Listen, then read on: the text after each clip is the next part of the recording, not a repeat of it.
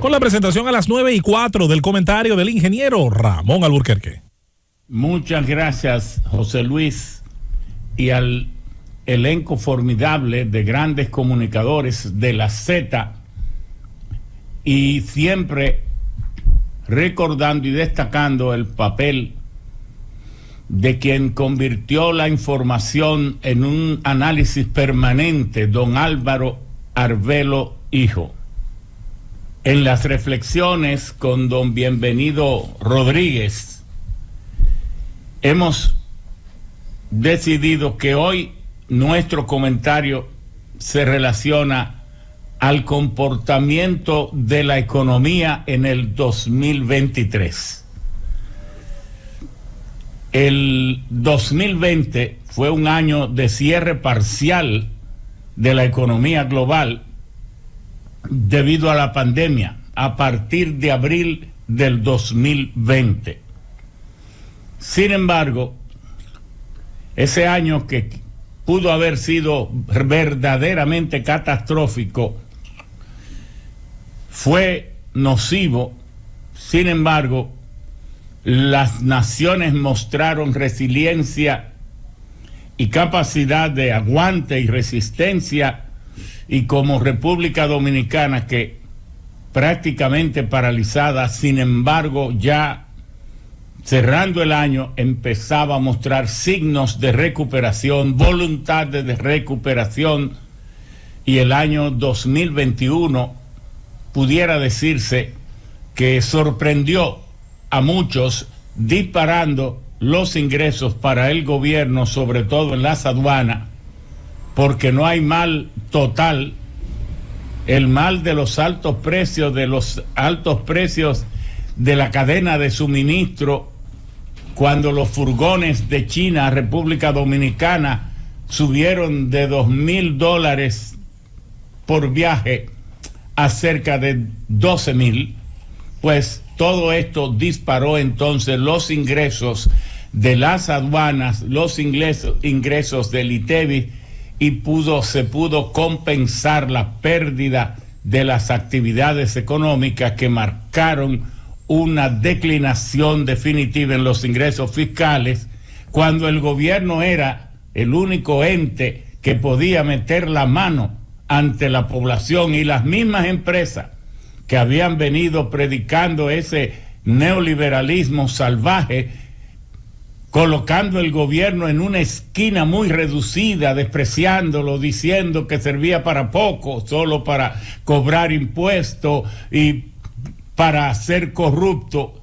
Y entonces, cuando llegó el momento de la hora cero, de qué hacer con un mundo atrincherado por la pandemia, entonces las empresas, ninguna sacó la cabeza, ni las megacorporaciones, ni las de aquí. Todas se hicieron de la vista gorda, y fue el gobierno el único actor, el actor principal que dio la cara, el que repuso la dinámica, y el que con su gasto, con sus inversiones, con sus sostenimiento y su estrategia, pues pudo enfrentar la situación difícil. De todas maneras, la pregunta clave para el año 2023 es si los bancos centrales van a ser capaces de doblegar la subida de los precios y hacer esto sin causar un profundo daño a las economías en un entorno de mucha volatilidad económica y demasiado tensiones políticas. Esa es la pregunta fundamental. De parte de los economistas debemos decir que prácticamente los registros de las últimas décadas nos dicen que el consenso de los economistas, a diferencia de los mercados, no ha anticipado prácticamente ninguna recesión de las que se han producido desde los años 70.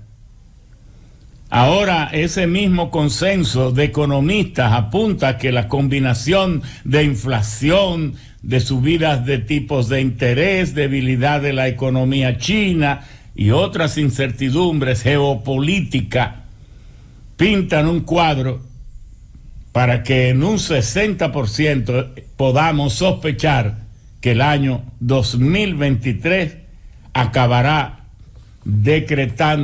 causando una gran recesión a nivel global. Y de hecho, tenemos 5 incertidumbres que enfrentar. 5 incertidumbres que enfrentar. Cabe la pregunta, ¿la inflación podremos realmente dominarla?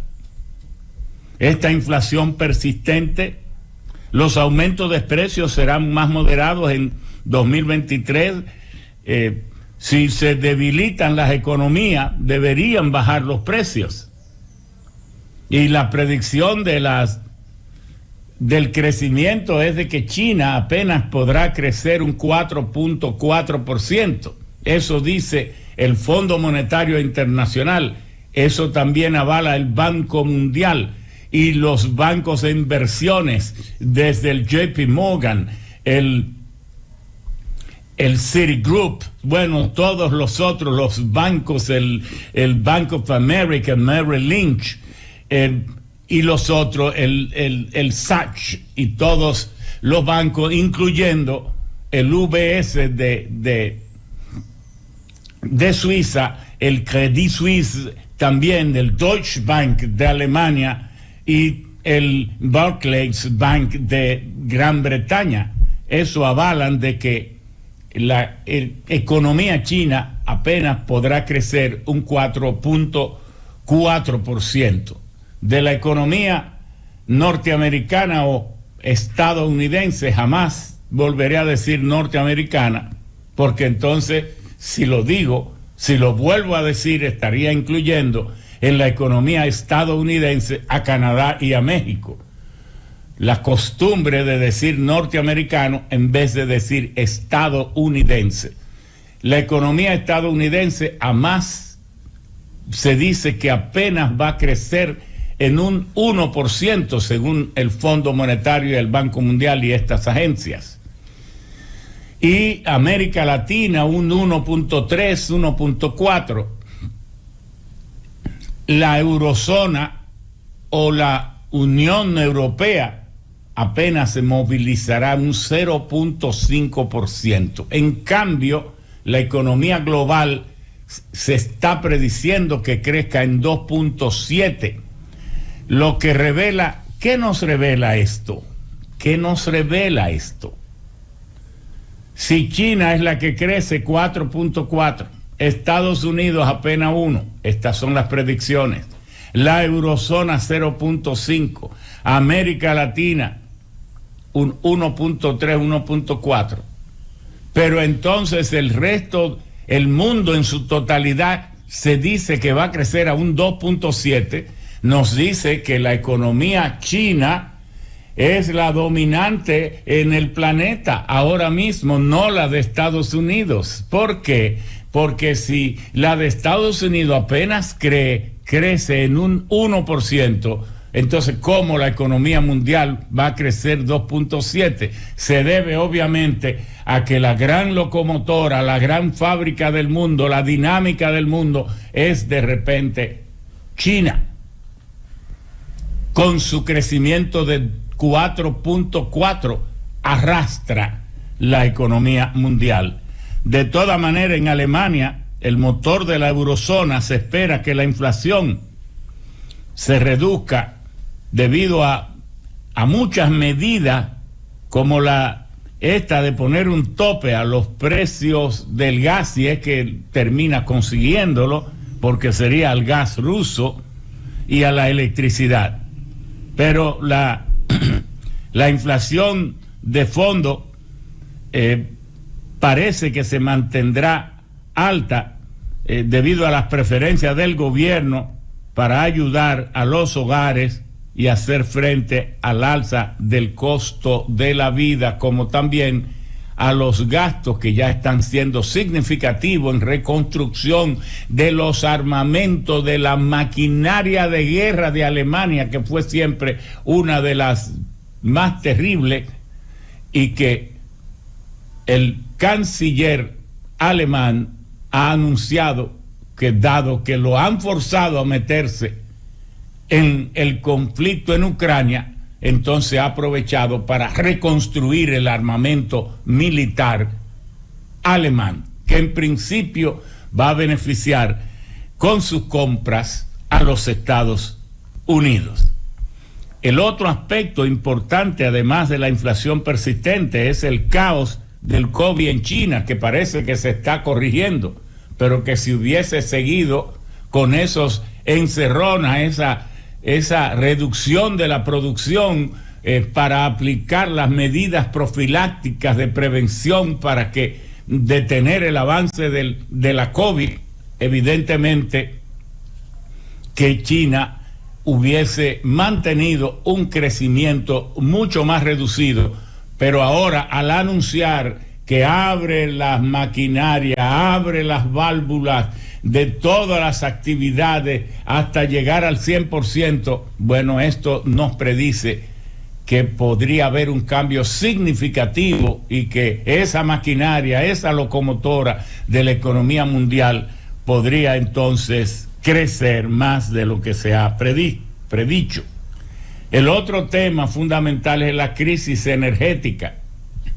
La crisis energética, no en este caso por falta de gas natural, no por falta de petróleo, no por falta de carbón, no por falta de tecnologías renovables para generar electricidad del sol, del viento, de la geotérmica, de las otras, de la hidráulica y de las otras fuentes, sino y también de la madera, porque la madera sigue siendo al día de hoy entre un 15% a un 18% como fuente primaria de energía para el mundo, porque hay que saber que muchos pueblos todavía dependen mucho de la leña, pero sobre todo Brasil, que con Bolsonaro llegó a diezmar la Amazonía produciendo carbón vegetal para los altos hornos de acero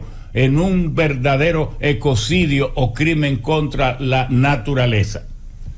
Pero la crisis energética es un tema fundamental en Europa, lo es para todo el mundo, pero más para Europa, que se ha visto forzada por Estados Unidos a cambiar de suplidor, su suplidor natural en petróleo, en gas y en carbón, y esto ya lo hemos analizado varias veces, es Rusia. Sin embargo, toda esta guerra en Ucrania ha tenido como intención fundamental desprender a Europa para que no dependa de la energía rusa, para que entonces dependa de una energía situada a 6.000 kilómetros de distancia, que es el gas y el petróleo de Estados Unidos, que es el petróleo y a cerca de 12 u 11.000, o tal vez algo así, kilómetros de Qatar, tal vez menos porque cruza por el canal de Suez. Pero ese gas natural que ahora, en vez de llegar por los gasoductos rusos, que son 11 líneas, 7 cruzan a través de Ucrania, y en medio de la guerra ninguna ha sido afectada, nadie ha oído que en Ucrania se haya dinamitado o explosionado una línea de gas de las que van desde el inmenso territorio ruso hasta Europa en sus distintos puntos de inyección. Este gas natural líquido que va por los barcos ahora desde América y desde otras partes, incluyendo Qatar, es un gas un 30-40% mucho más caro, porque de gaseoso, valga la redundancia, hay que convertirlo a gas natural líquido. Y eso implica reducir a un galón 600 galones de gas a presión atmosférica, de gas natural gaseoso. Se enfría a menos 162 grados centígrados y entonces con una simple compresión se licúa, y entonces un galón de gas natural líquido equivale a 600 galones del que fluye por los gasoductos. Evidentemente que este gas tiene mucho mayor contenido de energía, pero es mucho más caro. Esta crisis energética, que en Europa es de una significación extraordinaria, porque algunos de los países todavía dependen en un 40, 50 y hasta 70% del gas ruso. Y entonces el otro factor en estos 5, inflación persistente, recesión inminente, una amenaza de la recesión inminente, y luego las tensiones políticas, es lo que está preocupando al mundo económico y que de paso preocupa a todas las familias del mundo. América Latina, por su lado, que debería ser el natural aliado de Estados Unidos, pero que en los cálculos de esa superpotencia ha preferido que su aliado natural sea Europa para tener allí el escenario de las guerras mundiales en sus manos, controlado como lo tiene, pero ha descuidado a América Latina. Los grandes planes de inversión, el plan Marshall, el plan del Southeast Asia, el plan del sudeste asiático, el plan de inversiones en Japón, el plan de inversiones al principio, después de la Segunda Guerra Mundial en la propia China, antes de que Mao Zedong tomara control del país, todos esos planes levantaron a las naciones destruidas por las guerras. En cambio, como las naciones de América Latina, ninguna fue demolida por la guerra, se creyó que también habían sido beneficiadas porque América fue el granero del mundo en guerra, pero solo los grupos oligárquicos de nuestros países se beneficiaron de esas. Aquí en República Dominicana se beneficiaron durante la Segunda Guerra Mundial los grupos oligárquicos haciéndose ultra ricos, pero el pueblo se mantuvo en la más absoluta miseria, y por eso para 1961, cuando el ajusticiamiento del tirano, la expectativa de vida en República Dominicana eran 46 años apenas, y hoy son 74 años. ¿Qué quiere decir esto? Que América necesita una mayor inversión de Estados Unidos, que todavía puede hacerlo, todavía controla el 28% de la economía mundial.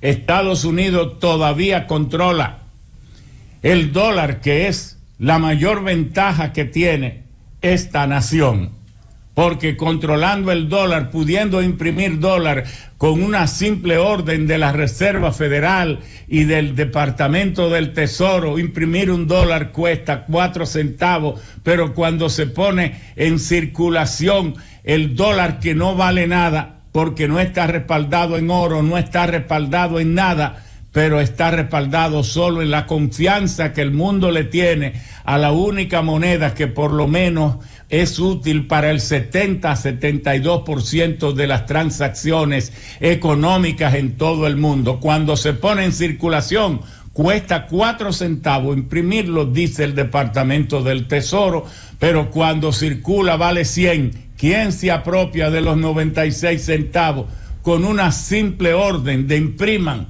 Entonces, ¿por qué en América Latina? ¿Por qué en el Caribe? ¿Por qué el pleito con Cuba? Si Cuba lo que tiene es ya hambre y no tiene el respaldo de ninguna otra nación. ¿Por qué el abandono a Haití? Lo mejor sería fortalecernos nosotros en América.